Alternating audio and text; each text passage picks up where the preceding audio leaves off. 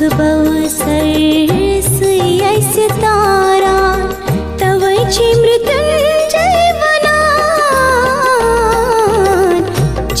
लीला च महान तवयछय आशुतोष वनान लीला च महान तवयछय आशुतोष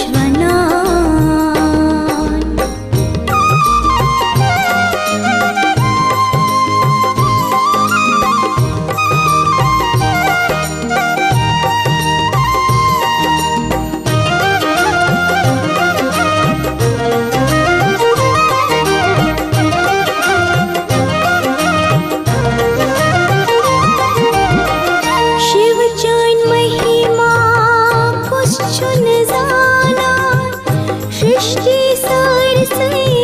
छुप से पाला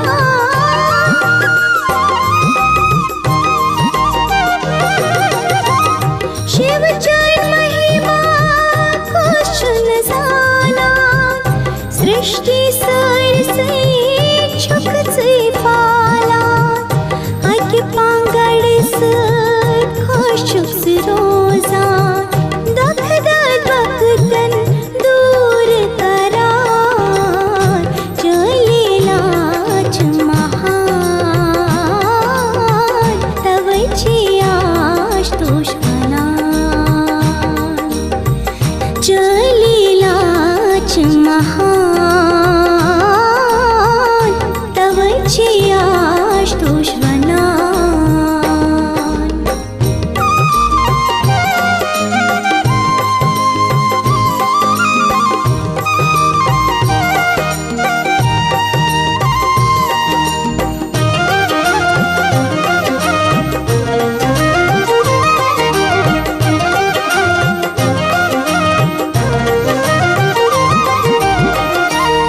छुक जन्म मृत्यु व्यसतारा युस पज मन ध्यान चोन चुदारा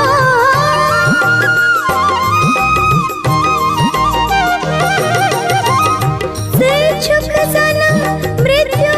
व्यसतारा युस पज मन ध्यान चोन चुदारा यस पेठरच नजरा त्रावान स्वर्ग च अचरस तश्च सुमरान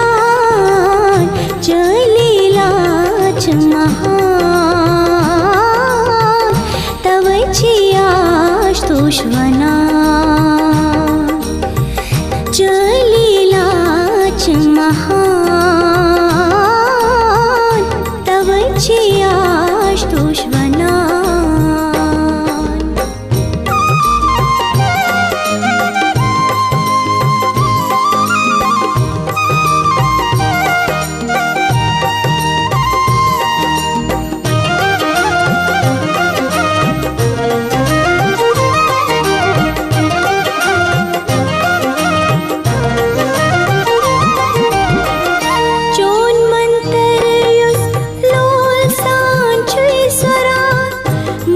दाम के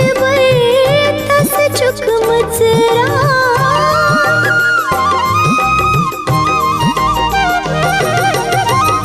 जोन मंतर लोल सांछुई सरा मोक्ष दाम के तस चुक मचरा ओम नमः शिवाय भारती छ स्वरान दृष्टि दयाय हंस रोज तस्करान लीला च